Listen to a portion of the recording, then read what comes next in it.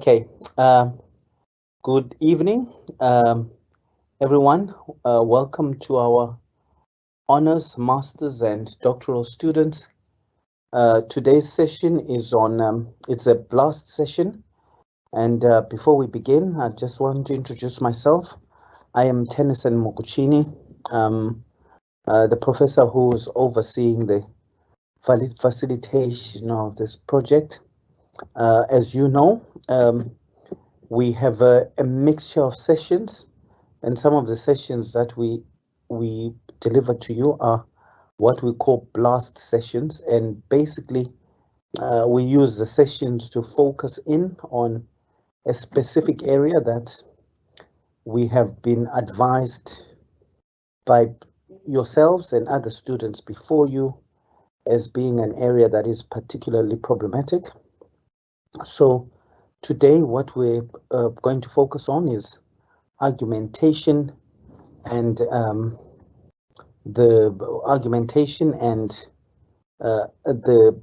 art or science of debative writing.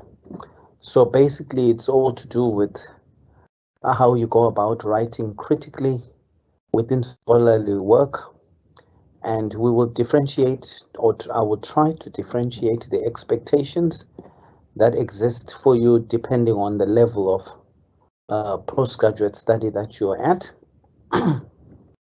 As per normal, there are just some administrative things that we need to cover. The first thing that I must point out is that, of course, the session will be availed to you afterwards as a recorded session, and also in the next couple of minutes I will turn off the camera just to allow us to have undisturbed focus on the actual presentation itself.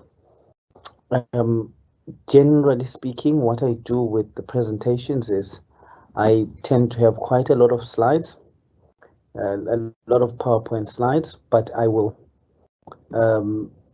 I've included some slides that are just useful for you to refer to after the session, and some are just to make it easier for you to review the session without necessarily having access to my audio ad-libs that I put on top of it. So as I say, I know that you will know that you have access to the Q&A chat box. So if you have any questions that develop as a result of this, please post them. Because this is a blast session and it's intended really to respond to queries, I have a session that I've pre-planned, but I will also keep an eye out on the questions and see if there are things that require me to modify any part of the presentation, so I speak in response to your needs. Before we begin, I just thought I would tell you that the rest of the program will continue with areas related to the proposal development, areas related to the development of either your dissertation or your thesis, and also we'll have a number of blast sessions that are associated with things like assisting you to write for publication. There are particular data analysis approaches that people have asked for us to give much more detail to. There are things like just the art of writing an abstract, for example, just making sure that you do that and you do it in line with best practice. There are also, other areas to do with such skills as applying for grants and all that type of stuff. We will now be tying ourselves into such things that are additionals to the core expectations of your postgraduate study. Of course, the other thing that we offer as part of the service that this course does is as we proceed, we will probably have a call in the next 3 or 4 weeks where we will invite all of you to submit elements of your work. If you want us to give you some feedback on how you're doing, and typically people would submit or give us give sight to proposals that are in progress. Some of you might be developing concept notes ahead of actually doing the full proposal. We can look at that. There may be some of you who have specific chapters that you just want us to scan through and give feedback on. We will, of course, please do not send those as yet. We will make a specific call and invite people to submit. What we just need to do is to create a substantive enough backup of professors who can review this to make sure that when we submit, you submit whatever you submit, we turn it around fairly quickly. But as I say, this is just an advert of what's coming. And at this stage, it is not yet an available facility, but just be aware that that's some of the stuff that we support you with. Now, I will turn off my camera, and of course I will turn it back on again when we get to the question and answer element of this. So just to take you to what the session is primarily about, I will just open this up so we can really focus in on what the particular session tonight is about. As I've said, this evening we're blasting the topic of argumentation and debative writing. In essence, we're going to speak you through the sort of ways that you can develop arguments within scholarly work and all those types of things. So, and remember, there isn't a single way to develop an argument, but there are principles. So we will share some principles and hope that you will identify the one that most aligns with your preferred styles of writing.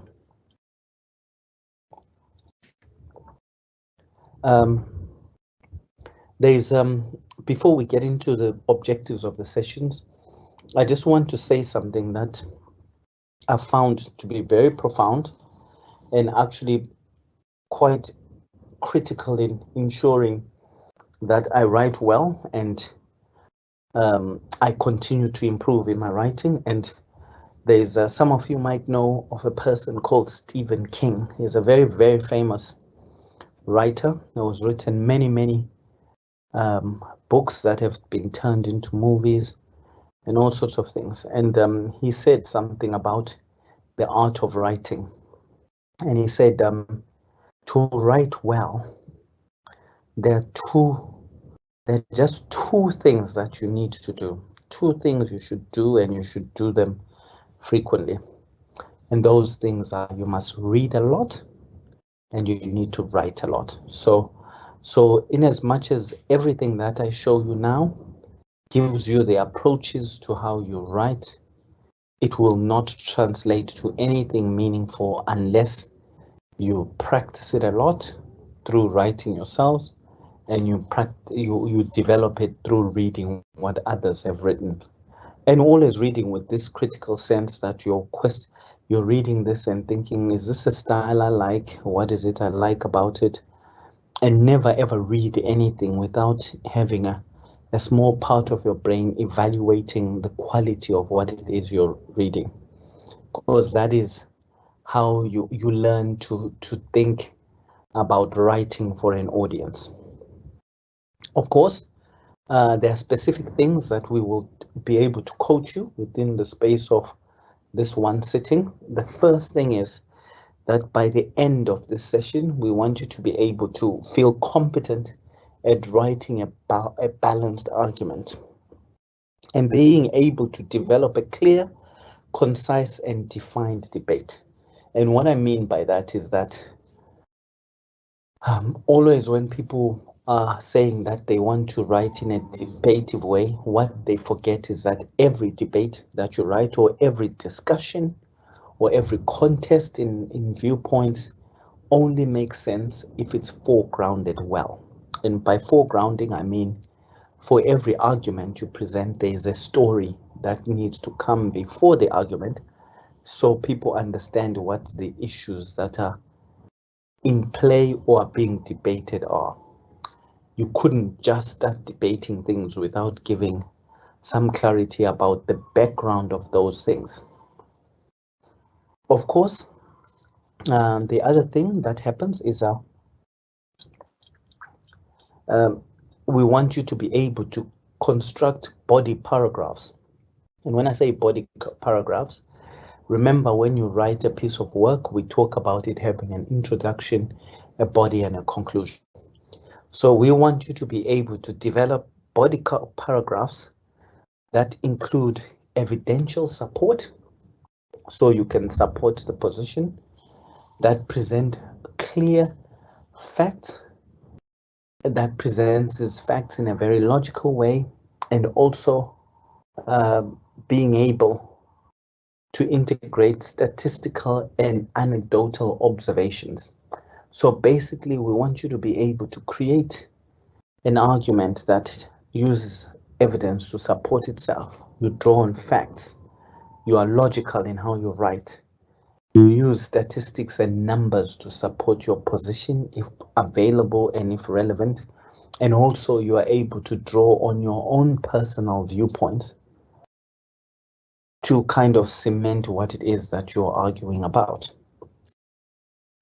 Of course, all of this should happen in a space where you're presenting the work in an academically sound and scholarly way that has logical transitions. And what we mean by logical transitions is that you will often read a story or read an argument where the last paragraph and the new paragraph have not been brought together in a way that makes logical sense.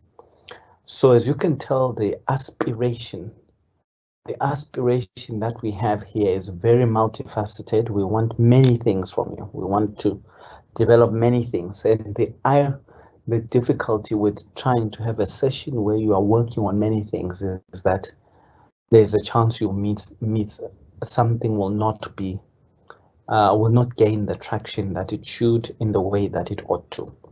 But we know that we want you to be balanced in the way you write. We want clarity. We're going to talk about how you become concise, how you ensure that you develop things in a sequential and academically sound way, so that when you move from one issue to the next, there's a coherence to the work that's self-evident. Now, the first thing is, as with all skills, there are some tips, basic things that you just have to tell people.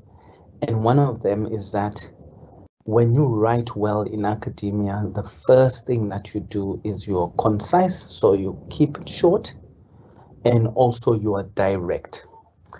And this is a tradition that's central to everything to do with research. I may have mentioned to you this concept of parsimony, which is really to do with being frugal and almost stingy with your resources. So why take 500 words to write something you could write in 100? So tip number one, being direct.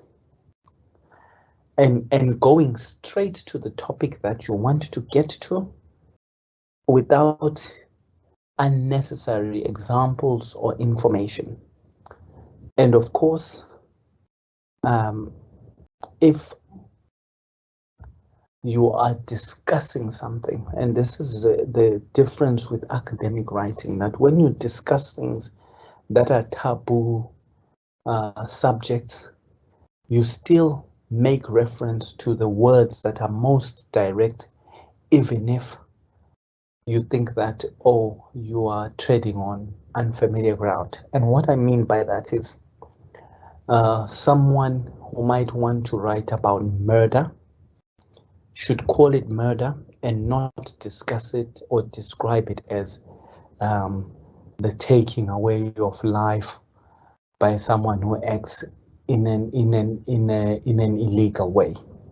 That is indirect, but it's unhelpful also.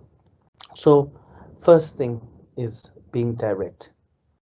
Then what is also the next thing is that usually argumentation or debative writing is most problematic because there is no clarity in the flow of ideas.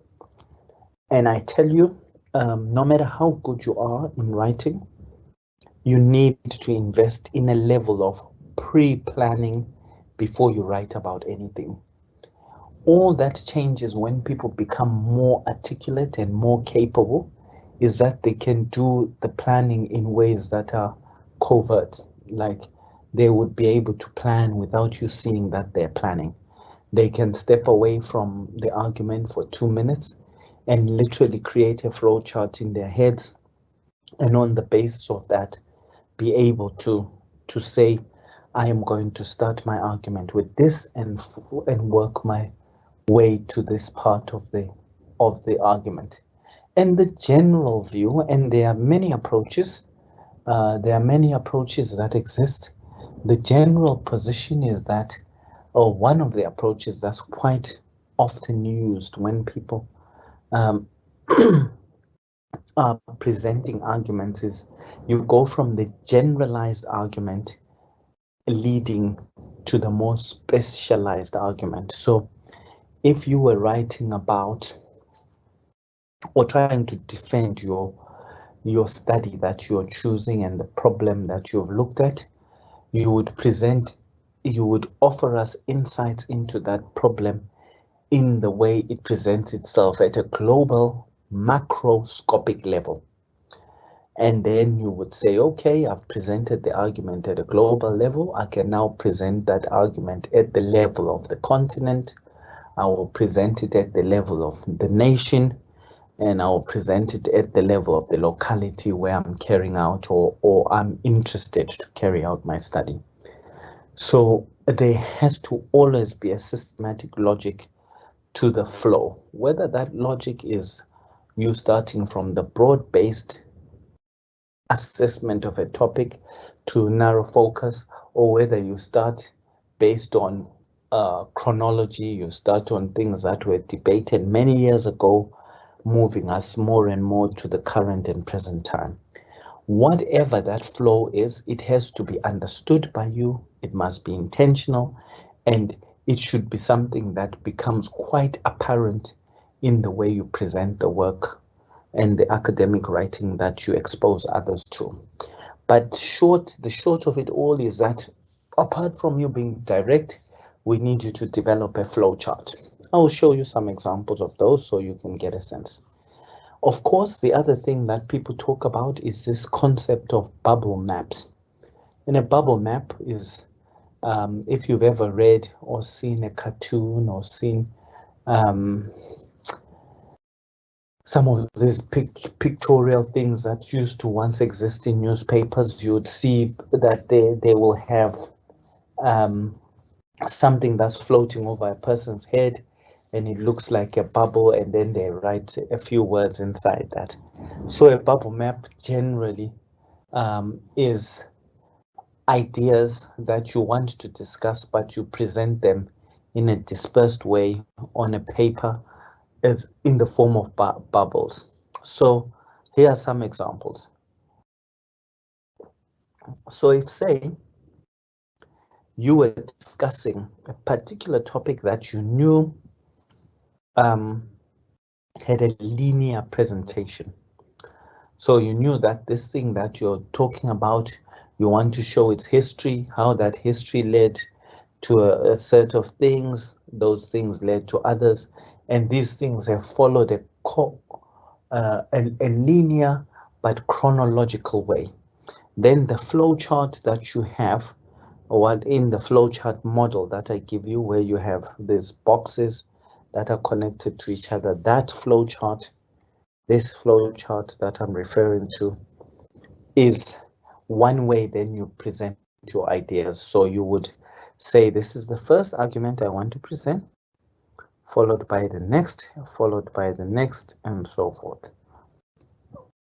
Or if you were discussing something and someone said, please give us the advantages of a particular thing, then we would expect that you would be able to have what looks more like a bubble map.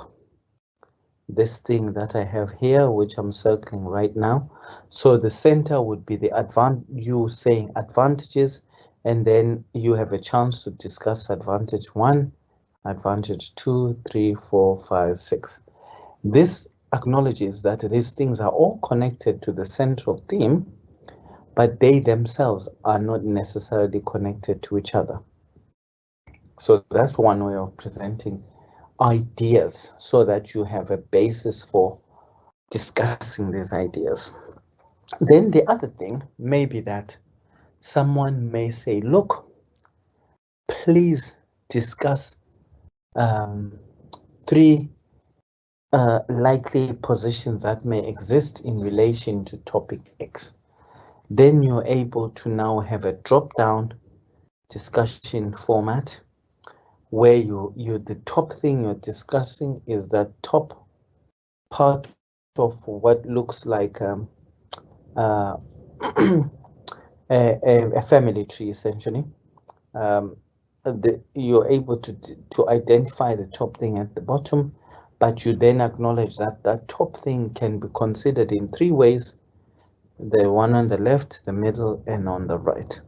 And that in each of those 3 ways, there are certain arguments you're going to present under each. And so essentially you are saying, look, I'm looking at something that has 3 dimensions. Those dimensions have shoot off conversations that should exist, and these are the conversations. So these are just some of the typical examples of giving preliminary order to what you intend to write. And you cannot write without ever having had an opportunity to look at what it is you're trying to write about and to present it in that flowchart manner. The reason the flowchart is also useful is that before you get into something, it can help to identify for you whether the order you have accepted is indeed appropriate, and also whether the order needs playing around with if there are additional elements that need to be added. And remember, folks, I need to stress that how well people write is not automatically an indication of how much they know. You may have all the knowledge, but without the precise selection of words, the precise location of arguments, you are not in any position to make good on that element that relates to you. So in essence, in this world of academia, yes, gaining knowledge is important, but the words that we choose are our tools, and in essence, they are the tools of the academic trade.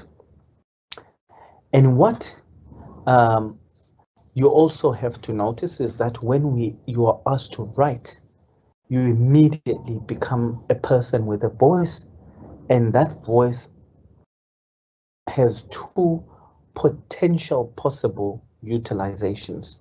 One, you have a voice by virtue of being in a position to write. So you select. You are the person who makes choices about what is in and what is not in. Of course, those who read your work have the ability to assess whether you have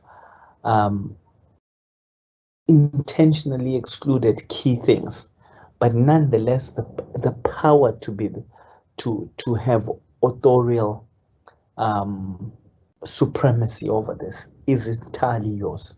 So, and people tend to forget that.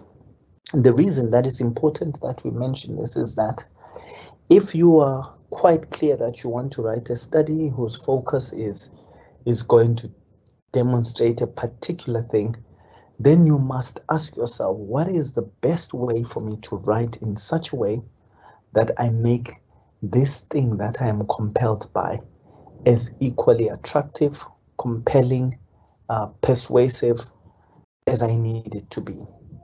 And so when you do that, it then forces you to have conversations such as, what order will I make my arguments? Do I present the things that go against what I want to write first? Then I end with the things that support the position that I want to show. If I'm choosing a topic because I say it's been poorly studied, do I start by acknowledging that it's been poorly studied and end by highlighting all those that have attempted to study it? Or do I start with the attempts, then end with evidence of that it's been poorly studied? All of that is the voice, the authorial power, that the power you have as an author to make decisions about how the land of the arguments that you present is laid out. Of course, the other way that your voice is expressed is in this way that we call the authoritative aspect. I've mentioned a little bit about the authorial power, but the authoritative power is that you are, in as far as the writing and the conditions of how you express things, you have the power to be authoritative in that you can emphasize particular positions, you can assert particular stances and all those things. The whole issue about this is always be transparent when you're writing, and that transparency is to do with you saying, these are the arguments that exist in support of my position. These are the arguments that exist against my position. When I weigh all these things together, this is where I believe the truth is. And this position that I've reached is supported by X, Y, Z. However, there are people who have contested the position that I present. And in spite of that, I still believe in X, Y, Z. So what you have done in that is you have shown that you have an authoritative understanding of all the different positions that exist. You also have shown that you understand enough to be able to reach a position. You also appreciate that your position may be the best informed position you're able to give, but given the moment in time, there are people who may differ from you. So that ability to just show that you have authority both in terms of the arguments that are for and against what you are opting for, all of that speak to your authorial capability and your authoritative capability, and always remembering that, look, you really want to think clearly about the order in which you want your arguments to be presented, so that it's both honest, but at the same time you smartly position the ends of particular arguments so that you're able to link it to the next thing that you want to write. So some of these things that I've put on here are just hidden and understood expectations about how you demonstrate your understanding of writing by being authoritative, but not being dismissive of alternative views to yourself, being clever in the way that you acknowledge differences to what you are presenting. So the next thing that we want to separate out more specifically is this whole art of argumentative writing. And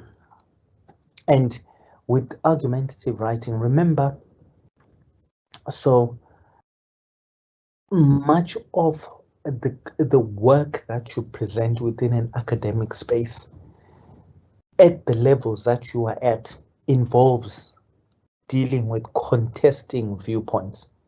Very little honors work, master's work and doctoral work exists in the description space.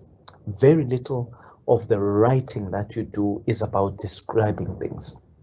Yes, you will describe things because we need that to set the scene, but much of the operation is at what they call the higher orders of cognitive ability, where you analyze things, where you evaluate stuff, where you synthesize things, where you create new ideas from what you have assessed.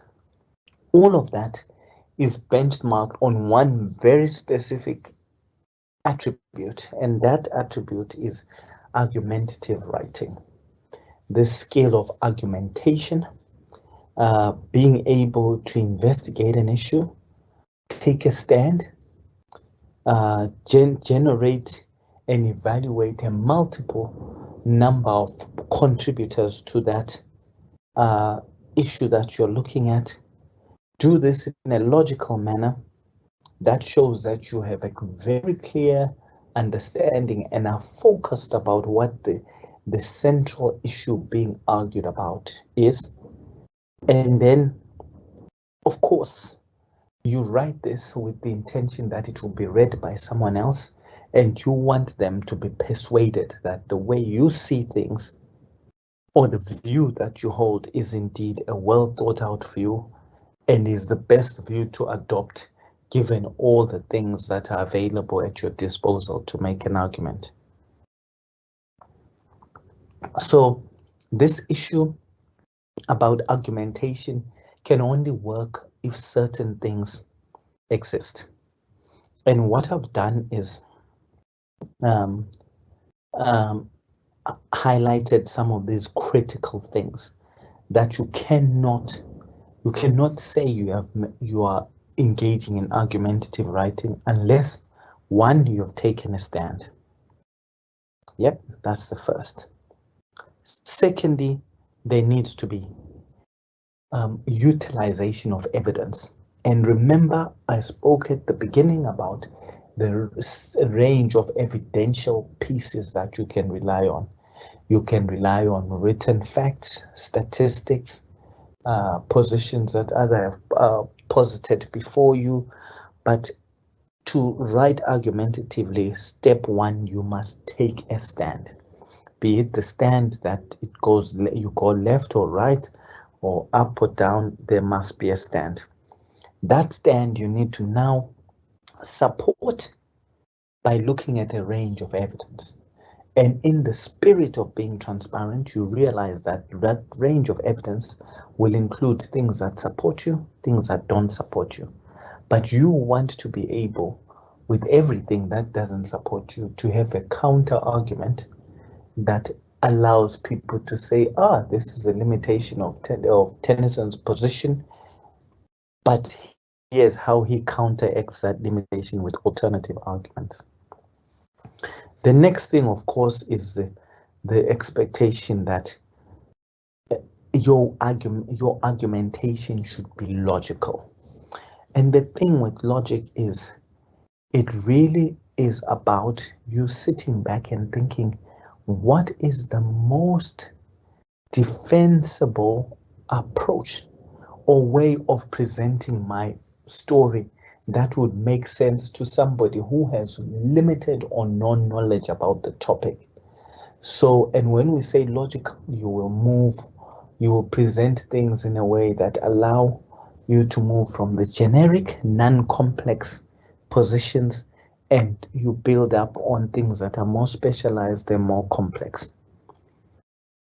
And then, of course, the other final thing is that you need to understand that your work is about making people see, appreciate your viewpoint, and be able to, at the very least, say, look, we disagree with so-and-so, but we agree, we respect the coherent nature in which they presented the logic behind their position.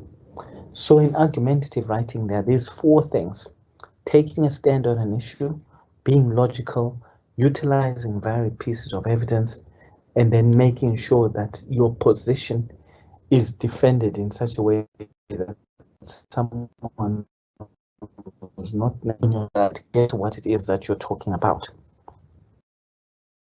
Of course, this whole issue of expressing a viewpoint means that that viewpoint must be expressed in a particular way. And when you do that expression, all the rules that relate to making statements within a scholarly setting stand. You has to be specific, whatever your position is.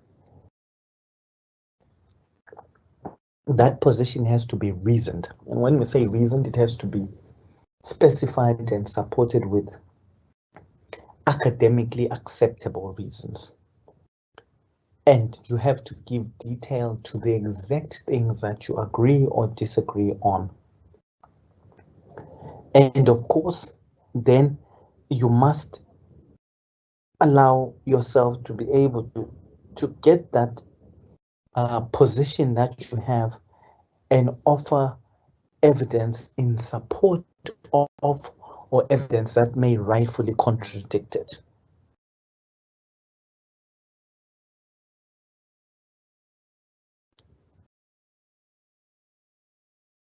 Now, there are certain things. I, of course, have said that you have to be specific about the position you take. That, generally speaking, people do not have a problem with. You know, if you say to someone, do you believe that students should be allowed to do work even if it contradicts what their supervisor has said? It is not difficult to sit in a room and have everyone say, yes, I believe in it, yes, I agree, no, I don't. That taking a stand is not the problem. Where the argument becomes more problematic are the other layers that support this stand that's been taken. The first layer being able to identify relevant multitudes of evidence, and then secondly, being able to give all this in a reasoned way. And the issue then becomes, how do you unpack your reasoning? And remember now, so reasoning, or how you unpack your reasoning, is you do when you're reasoning or giving a logic for something. You give a logic,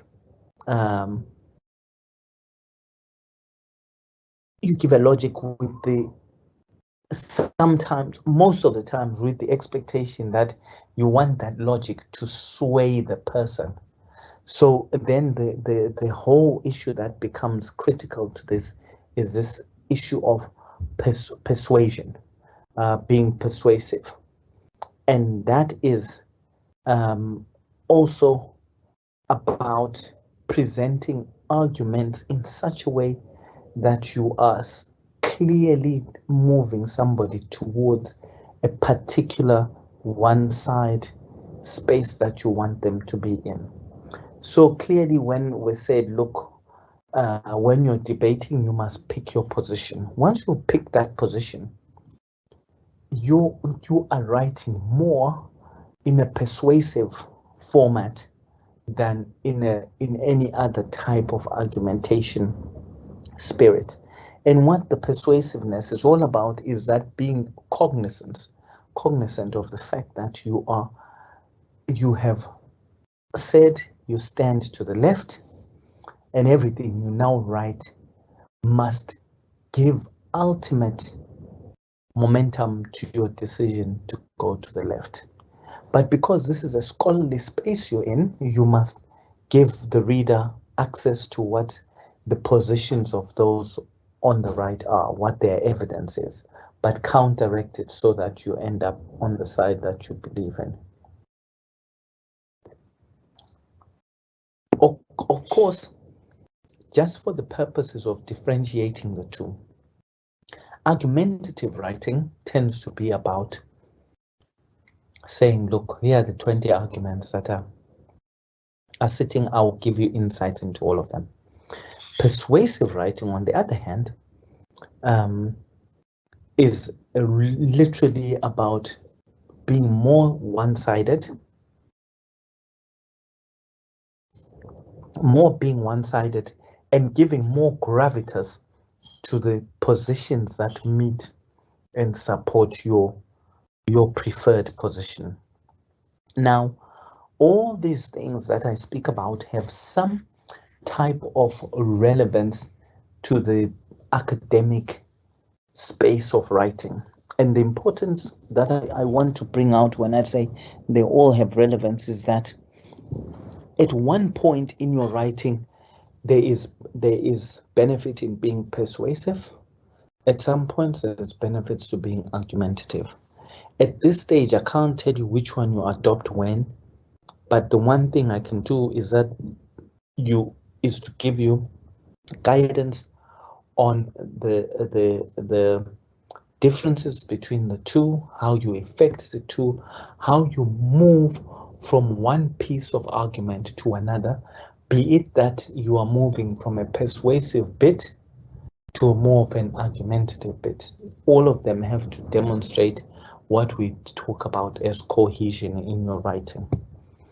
So we spoke about the body parts and the parts of the body, literally the parts of the body of your submission, knowing that there is an introduction and there's a conclusion, but we are looking more at the body. One of the biggest limitations that exists and challenges that exist is this issue of having cohesion. And there are several ways to think about this. So generally speaking, when we spoke about the flowcharts, those flowcharts, the individual boxes in them are literally trees. You know, they are palm trees or whatever type of trees, but they are a center where you have rooted something that you want to discuss. But of course, when you start to look at this, each of those boxes that we spoke about represent all these 3 or 4 things that you want to write about. And this is the next layer of academic writing or the scale of argumentation, that people can sit and say, right, I've been asked to present a balanced view about this particular thing. So let's take an example that I've used, maybe something that's current right now. Look, as you know, there's a big drive for the nation to have people vaccinated for COVID-19, and there's a huge percentage of people who show what they call vaccine hesitancy. They're hesitant about using it and so forth. You could actually be somebody who has to write something scholarly about whether you believe that all in all, people should take the vaccine. In argumentation, the expectation is that you would begin by saying, my position is such. You'd introduce the concept, of course, in the introduction and so forth, but then make it clear from the beginning that your position is such. And then you would say, look, the position that you have when you're presenting the argument, you're going to present 4 layers to the argument. The first one is maybe, and I'm making this up as I go along, it'll probably work, but it's made up nonetheless. So maybe position 1 is the right for people to be self-determining. So we want sovereignty of the body, that everybody has a constitutional right, everybody owns their body, and what happens to their body is it's their choice and theirs alone. So you might make the first tree in your argument be this idea that body preservation is ours and it is our choice.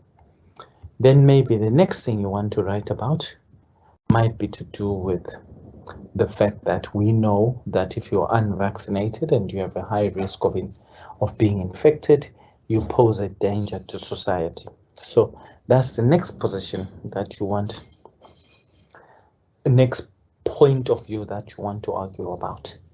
Then I will move us back. Sorry, let me move us back. Then next position that you want to argue about may be more of a scientific nature, that look, we have reliable evidence that suggests that these things work and they do so much and they save lives, reduce the amount of spend the economy spends and so forth.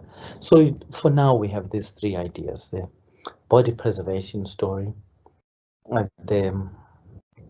the protection of others story, we have the efficacy of these things.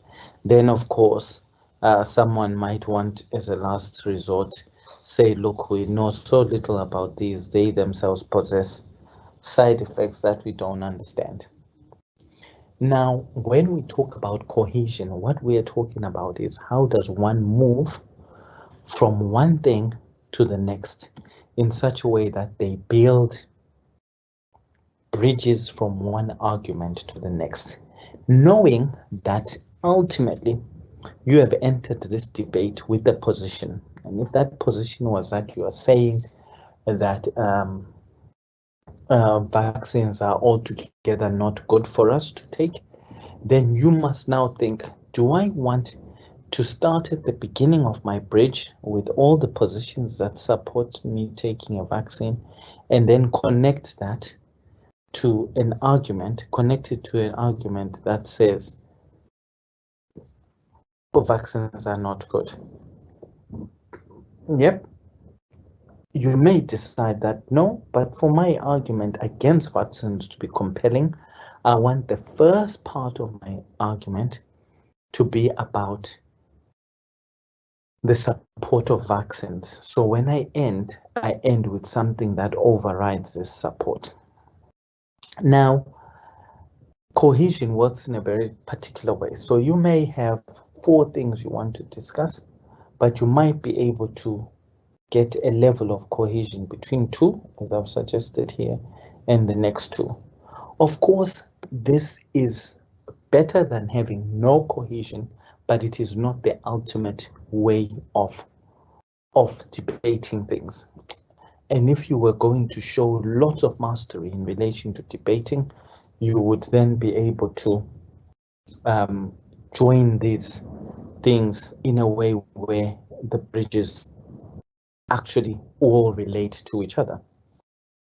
This, of course, is a much more complex thing to configure than the other one, but it represents a much more cohesive writing story where someone will say, look, my position with injections is such and such, but there's evidence to or we know that the giving of injections is like everything else that we know about, and it involves, and it should be something that people do as they wish because it is their body and so forth, and that then relates to this. But you say, however, this must be counteracted by the fact that we are social human beings who live in a space, and this particular thing that we are being vaccinated about gets spread and can kill others if we are irresponsible. So by the very nature, we are saying that the need to protect society at large outweighs the need to have your individual space appointed and looked after. Then you can say, however, even though we speak about it in this way, we have big questions about the safety of these things. So it is clear that the injections and the vaccinations are not as protective as we believe because there are hidden harms that we don't know about. And then you can say, well, but if even though we have hidden harms, we have a lot of evidence that points to the fact that there's a lot to be gained from this. They do well, they do that, and it's very minimal, this harm that they cause. But even though we're talking about the harm, surely the ultimate position is about each one of us being able to self-determine, as long as we are able to say we will protect the public from our choice. Now, that was a cohesive writing about a particular thing. We had 4 different potential positions. We've joined them to each other. but you do that with an understanding that you want the last part of it to be able to end with the point that you want to be the lasting impression that's left behind. So all of this is only possible if you sit beforehand, write down the different positions, and then decide how they are connected to each other. You can't at the top of your head just know the way that you work. You can't just know the position you're going to adopt without having to play with the different arguments, how they are clustered, which one comes first, what you want to end with, what you want to begin with, and so forth. Now, when we write in argumentation, literature describes 3 specific ways of argumentation. There's what they call the classical way that Aristotle used to basically argue, that they present the main argument. You say these are things that are contested, and that becomes the background. Then you state where you sit in relation to that, and you bring up the evidence to support it. The second approach is the Rogerian approach, where you present the statement. And when I say a statement, you present the issue that is being contested.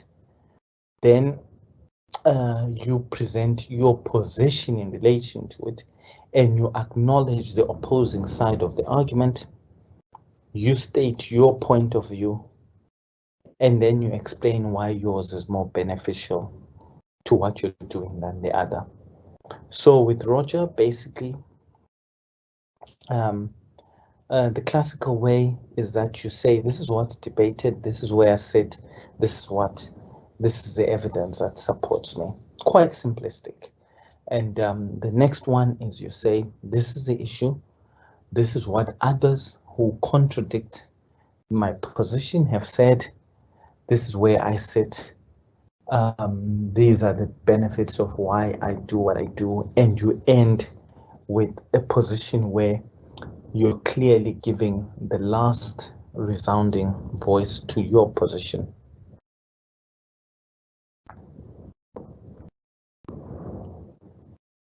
Then Torment is another approach where you present the position that you hold. Then you say, this is the position that I hold. You present grounds that support that position. Then you make a case to show that the position and the ground, the grounds that you have presented are so compelling and are the only acceptable way of explaining what it is. Or they're the only acceptable ways of seeing the position that you have seen. Of course, as you look at this, the classical is the simplest argumentation style. Rogerian is kind of the next one up. The Torment is the one above that. So literally, if in terms of allocating where you expect to see this, you tend to see classical argumentation in lower levels of study, in the first degree, sometimes at honors level. Rogerian and Torment seem to be things that you'd expect to see at master's level and doctoral level. So just remember this, but without remembering who said what. The whole idea of a sound argument is that you allow the ability for the alternative position to be expressed. You anticipate what others who disagree with you would use against you. You present it and you respond to it so that you can anticipate critiques of your position. That's literally what it is.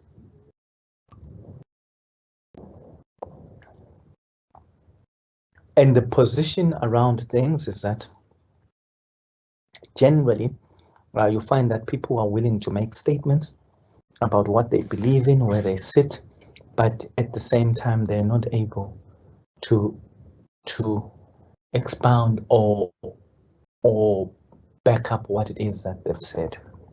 So there's a basic simple rule. If you're going to mention it, then you must mention it because it deserves to be motivated. It needs to be backed up.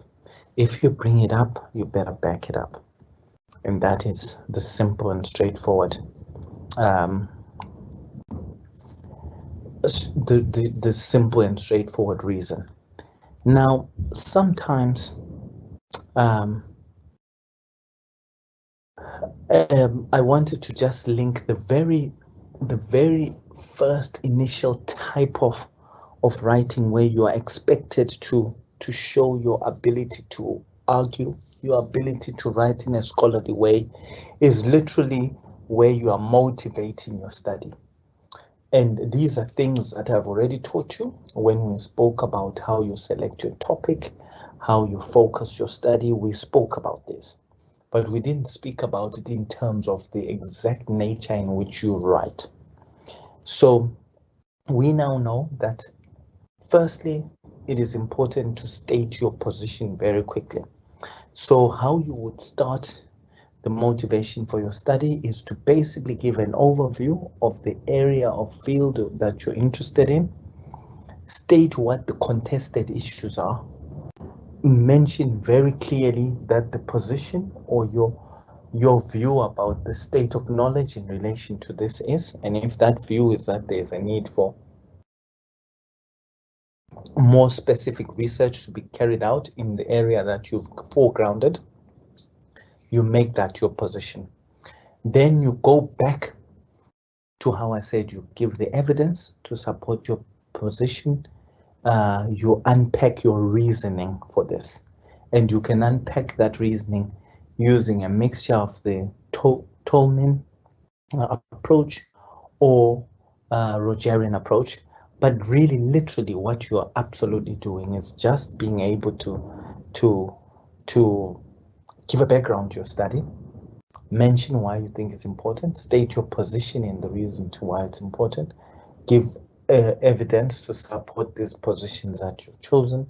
And of course, we know that the important thing about research that makes it that much more serious is if you can show that your study really has a real life application that cannot be overlooked. So you may be studying nanoparticles or whatever it is that seems very, very small.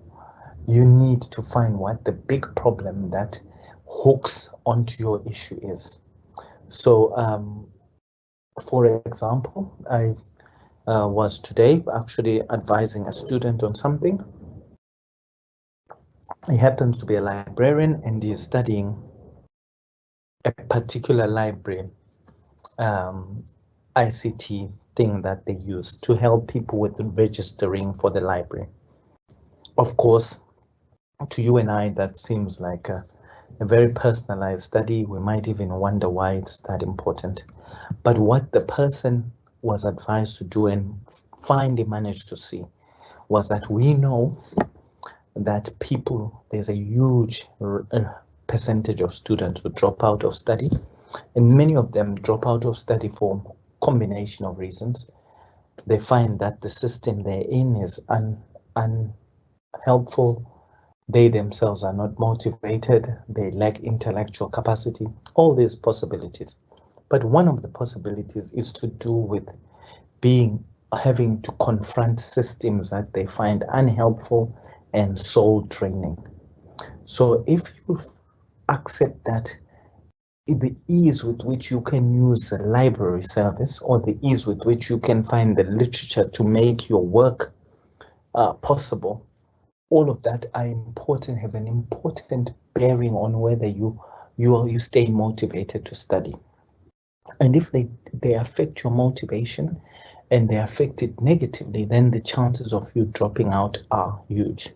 And we know that 45% up to 29% up to about 45% all masters and doctoral students don't make it to the end. Once you link that to this whole thing of failure to complete, suddenly that little administrative thing that we say the librarian student was using has been situated in a bigger real life context. And what you all need to do with your research stories is to link them, because once you link them, then you are able to speak in an authoritative way about the importance of this. You are able to assert particular positions about this, and of course all the other things that I've spoken about, to do with clarity, to do with making sure that you're presenting things logically, you're letting people see the other side. All those things become critical. Now, there's one particular tool, and this tool I have personally used, and I'm surprised to find that people who educate on writing don't rely on it, because it's exceptional. And that's what I wanted to share with you. And I've referred to Bloom's taxonomy before, and I want to open it up again. And I want you to see it as a way of applying the way that we using it as an application to guide how you engage in critical writing and critical discussion. So I've got a couple of slides, 3 or 4 slides that take us back to this taxonomy. And just for those of you who've forgotten, Bloom had, his name was Benjamin Bloom. He had this idea that when we engage with knowledge, we do so at different levels, and that the more advanced your level of engagement, the higher the order of cognitive engagement with it, that your mind engages with things at different levels depending on how high your own engagement with this is. And that's where he coined this idea of high order thinking, the fact that there are certain cognitive activities that are reflective of high order thinking. There are some that are reflective of lower order thinking. And in this, he spoke about, he said that there were basically about 6 levels at which we think and we operate and we demonstrate our knowledge of certain things. The first level that he said we operate at was this level of just being able to demonstrate that we have knowledge of something.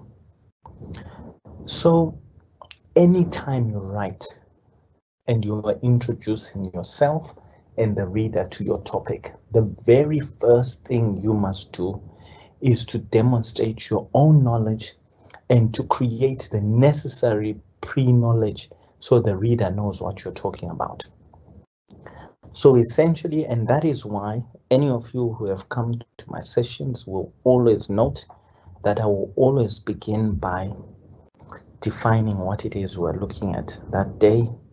I will tell you what the expectations are, because unless you have that basic knowledge to depart in the same way that I assume you are departing, then the rest of the journey can be a mess.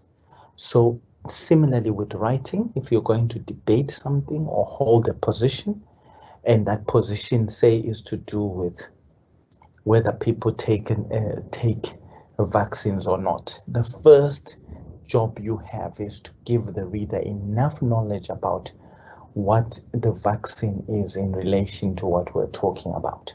So all you would need to do is to say, hey, over the last 2 years, we've had this pandemic that's caused by this virus, and in recent times, we've developed vaccines to try and deal with this.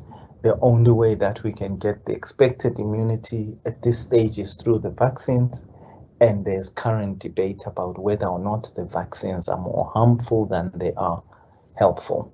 That has provided enough entry-level knowledge, so anyone who did not know about this has the enough detail to be able to engage in this. Once you have done that, you then now have the ability to orientate the reader by doing some stuff to show how this thing that you're looking at is applied in real life. So whatever it is that you're debating, you can offer insights by giving some knowledge, some comprehension of the thing, some insights into how this issue is applied in real life. And that application with vaccines may be to do with the fact that, we know that if people are not given vaccines, this is what would really, the implications for real life would be this. Then the analysis bit is where you now say, okay, these are the different perspectives that exist. And that's where those 4 trees that I told you, the 4 trees, where the one tree is, you're saying one position is about maintaining the sovereignty of someone's individual body. The second position is about the health protection responsibilities we all have. The third one is about the damage that vaccines can have if we don't understand them. The fourth one is the fact that it is the only viable cure that's there. Your ability to present those 4 different positions is what analysis demonstrates. But then when you connect them with the bridge so that they make sense to each other, that is what synthesis is. Then evaluation is when you've connected these things and you're able to say, look, out of all these things put together, my position that I sit in, this is where I think the result is. This is what I believe in. And then, of course, the last part that's not contained in the original terms was this concept of creating. And literally speaking, how you differentiate master's level and doctoral work is that master's level, someone will give you knowledge, comprehension, application, analysis, synthesis, and maybe they stop there. But at doctoral level, they do all those things and they evaluate and they create afresh. So in terms of this position, that would, if you were to debate that whole vaccination thing, a master's level person would stop at talking about how all the things are connected to each other and what position they believe makes the most sense. A doctoral person would do that. And in addition to that, they would say, out of these 4 options put together, this is the position that I think makes sense. However, I want to propose a totally new way of seeing things. That totally new thing is what we call creation, and it is the true mark of doctoral activity. So similarly, when you're writing and you're debating, you notice an absolute difference in how far someone takes their debative writing. Do they stop at just presenting the different positions? Do they stop at presenting the different positions, weighing them out against each other and offering a brand new position? That's where you differentiate. So now what I've done is I've captured some things here which I am leaving for your use, but it breaks down some examples of the things that you would consider when you analyze. Remember, analysis is looking at all the different arguments and distinguishing them each from each other, appraising them in relation to each other, examining them, and so forth. And what this does is it gives you some of the activities that are typical of analysis. The next one also gives you the typical things you'd expect to see when we talk about evaluation. And this is not new material for you. I have previously presented this in other settings, but what I just wanted to show you is that Bloom's taxonomy is also a good way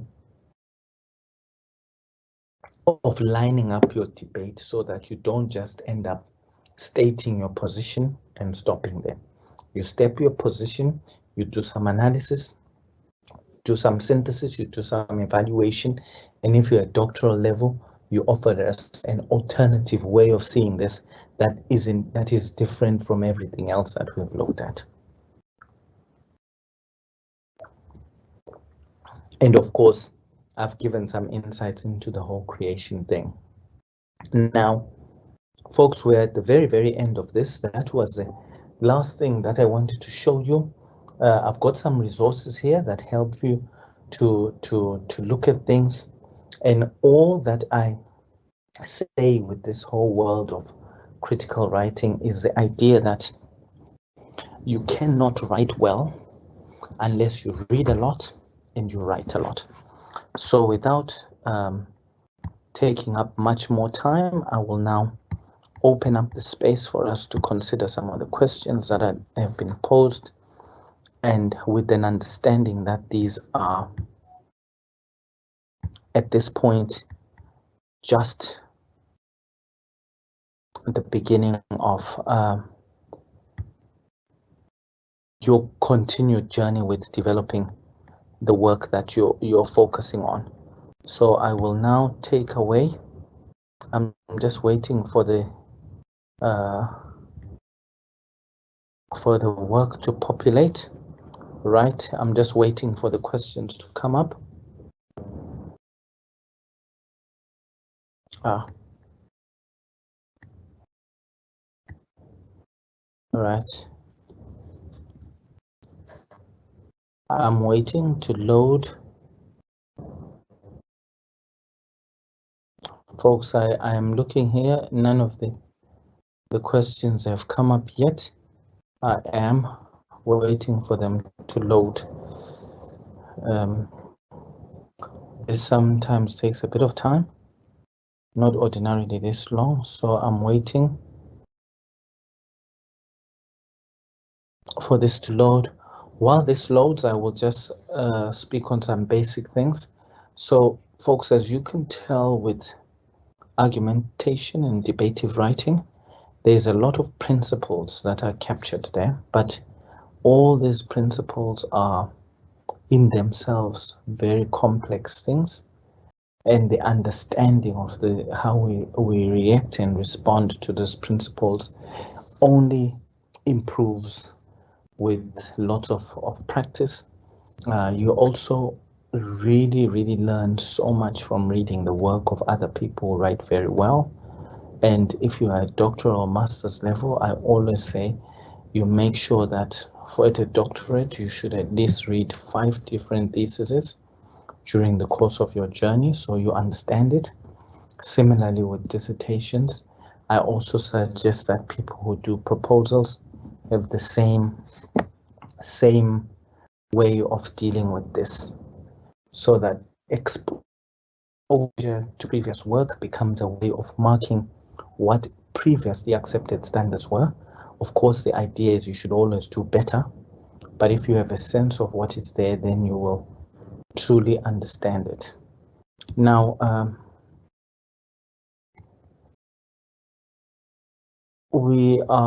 I am struggling here because I still cannot seem to generate the live questions. So if my producers could just make sure that they publish whatever has been asked so far. There is, of course, the rare possibility that no questions have been asked yet.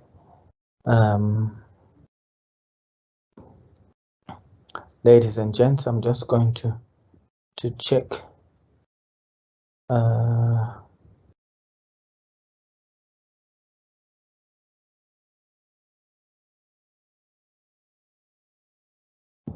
I'm trying to make sure that I get to the bottom of this. There is a problem. Okay, I see. For some reason, okay, I have a question. I have some questions that have been sent to me using a different format here. Okay, folks, how well a person writes, doesn't it also depend on the reader's mind? That's the first question that I have. Folks, how well you write depends on an average reader with average knowledge within that space. So if most people read your work do not get it, then there's a problem.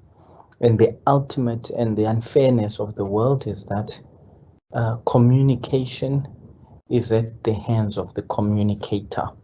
So if you have an audience that you write for and they don't understand it, the unfortunate story is that you, the communicator, are always to blame, ultimately. And this is the challenge that we have with everything. I mean, even as I teach you now, if there are people who didn't understand it, the law of communication is that the initial question is presented about my own ability to teach. Then there's somebody who says sarcastic in academic writing. Look, folks, I think that's a tongue-in-cheek question.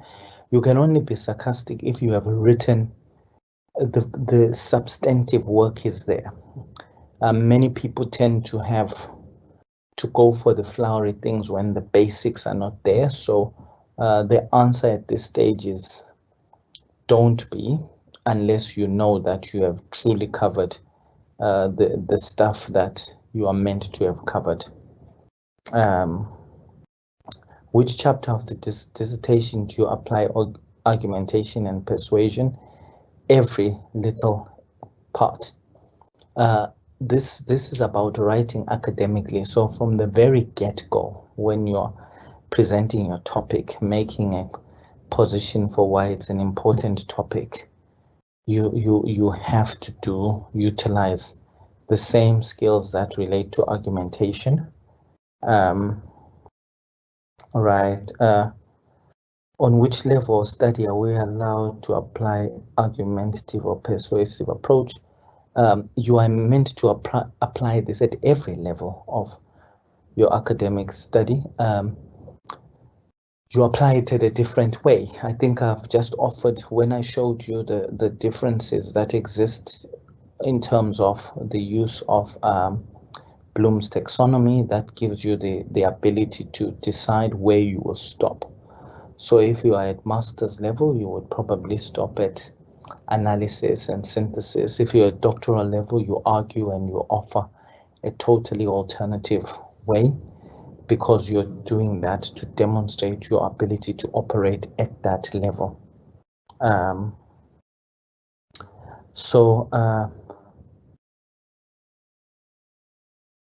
Nabila is asking, would motivating your study refer to the research proposal, or would this be included in the actual research essay as well?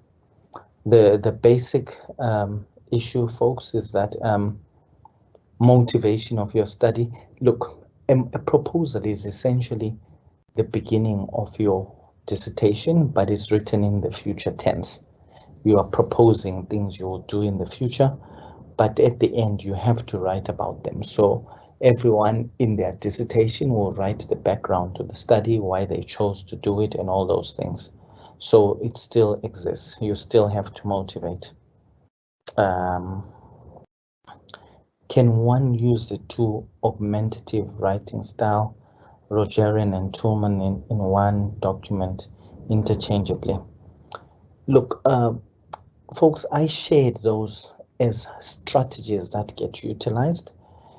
You can utilize them in literally one paragraph to the next. So you can have one paragraph where all you decide to do is to position your statement and offer alternatives, and then the next paragraph you approach it differently. So it can be used. I'm showing you the range of things that exist, and this argumentation and debative writing must occur at every level of everything you write. There's very little that you write that is just descriptive work. You may decide to describe the methodology you utilize, but you still need to defend it. You still need to indicate why you chose it, so you need to argue for it. They say, do you read thesis or dissertations in our focus area? If the area of research is new, what do you advise? You read all of you are studying within a department, and in that department or in that faculty, any thesis or dissertation done from there is worth reading. And there's actually no area really that is so new that it's not been written about. It may not have been written about in the way that you want to do it, but if you have a literature review, that means that other people before you wrote about it, and you should find something. And reading does not stop and end at reading just other theses and dissertations. You can read scholarly papers and all those things.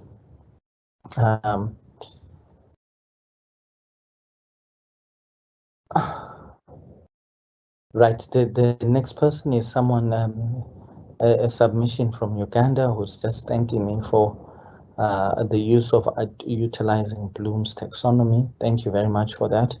I really have found it very useful. It actually is even useful in presenting verbal argument, that if you're going to argue with someone, even in a relationship space, you set the ground rules about what it is that you are debating. So you give a background to it. And once you have done that background, you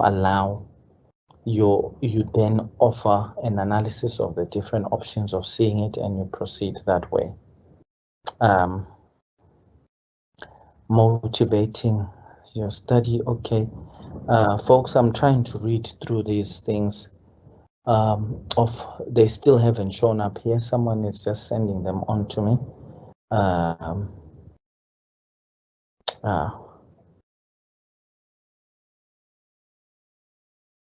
Okay, there's a question that says, thanks for the presentation. How do you show your subjectivist or constructivist stance through argumentative writing? Wow, that sounds like it's a very complicated question, but it isn't. Okay, remember,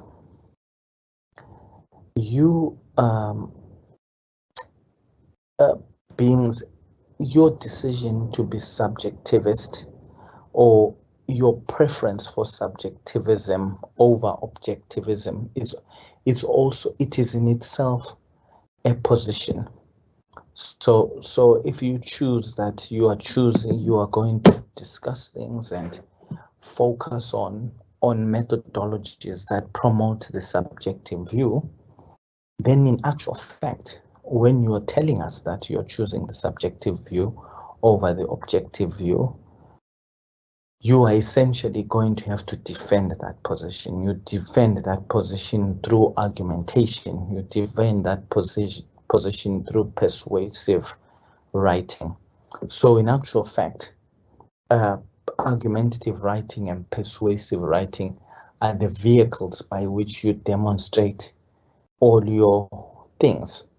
That if you're choosing to go left, if you're someone who's going to do something that's entirely experimental, and you're deciding that others have studied your topic, say for example, you're someone who's looking at causal factors for cancers, you could easily find a plethora of studies that make this a very socially determined thing, that they would say, look, particular cancers are derived from social behaviors and the choices we make in life and so forth. And if you're someone who's presenting a study that's looking at cancers in that way, then you would do it. You would focus it in a way that defends the social perspective, the social explanation for that range of illness.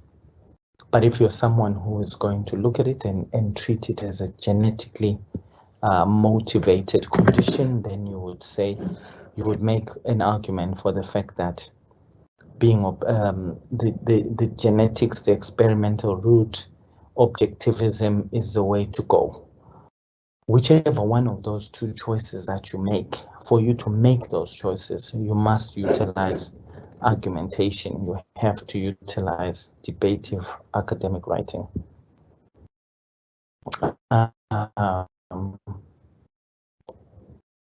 Please give suggestions on how to create in innovative contexts. How do you support a new idea when very little preeminent scholarship exists? Remember, folks, a lot of the new creation that you do, you will do at the back end of your study. So you will have your data that you've collected to support you saying, look, the world saw this in this way, and they saw it in this way. I collected data, and that data gives me the impetus or the drive to be able to say we should look at things this way. The other alternative is this whole world of inferential literature. So if you study an area that's not been studied, there will be similar areas that are related to it. So if, say, you were studying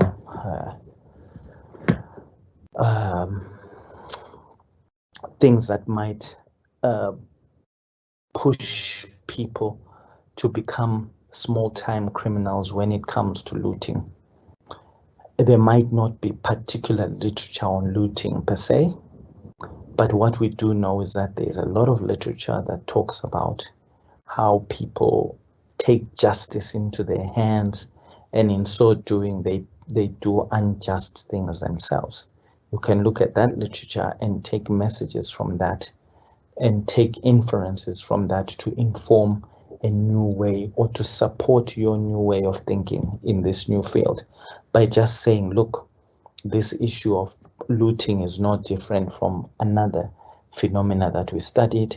The only thing is that this they are described differently. So those are the things you do. But honestly, I don't think it's been many years since I've seen a study that is breaking such new ground that we literally say there is no other research to compare it with. So in all likelihood, the issue is that you need to search more widely so you can find relatable background literature. On that note, folks, I have been presented all the questions that are in front of me. I think I have given as much of a crack at this as is possible, and I will part with that single message around the fact that you can only be good at argumentative writing or debative writing if you read and you write a lot, and you read things that have argumentation in them, and you write in ways that are argumentative in nature and are argumentative in a scholarly way, not just, oh, this is my position, full stop. They say, this is my position, these are the alternative positions, this is this is that. So, and that is important. But I hope that this has been helpful. We have a good 400 or 500 people who have attended here, so I hope each of you have found something that is useful. And I will communicate. I'm now trying to remember. I was given the date of our next session, and I think it's the same day next week. But please refer to the schedule that we have sent you before, and of course all the reminders that we send you. We thank you very much. Have a good evening.